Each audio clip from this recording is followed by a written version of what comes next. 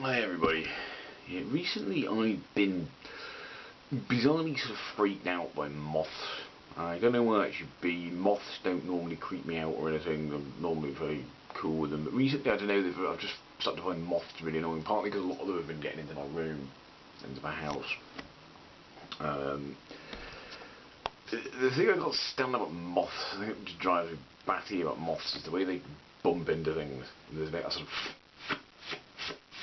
noise when they're like buzzing around inside a lampshade or against the curtains.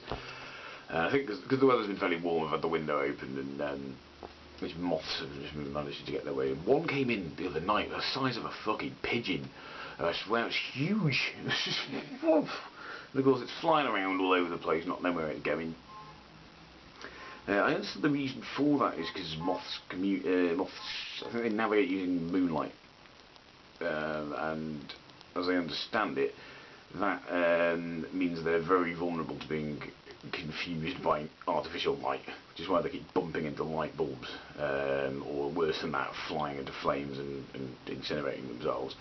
Because of course they're very unlikely to ever bump into the moon, what with it being very far away, but much nearer by light bulbs and lampposts and things, they can just go bump into them very easily. Of course it confuses the crap out of them.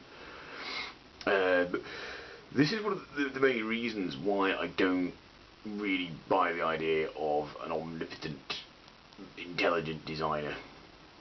Even if you want to argue that it didn't use creationism, it didn't use the spontaneous creation method for creating life, even the idea that it used evolution to somehow create life, I really don't buy it. And moths are one of the big giveaways for this bloody obvious design flaw. I mean, I refuse to believe that moths were designed, that anyone designed something and said, yeah, I'm going to make it navigate in such a way that it continually fucks up and continually bumps into artificial light, continually bumps into light bulbs, bumps into lampposts, and worse, that incinerates itself. I refuse to think anyone thought this is a really good design. So the somewhat less directed method of evolution makes a lot more sense to me there than the idea that moths were actually designed this way. Even if they were evolved, they were allowed to evolve in a very weird way, in a way that looks quite useless. Well, they're not useless, are they? But they're quite hopeless doing that. So that's one of those things. So that for me is one of the big givers, along with things like wisdom teeth. And all those other sorts of things, and backs, the vulnerability of backs to being overexerted is one of the big givers. I can hear them buzzing around now. It's that time of night. I've turned the light on, and they're all flying in here to just.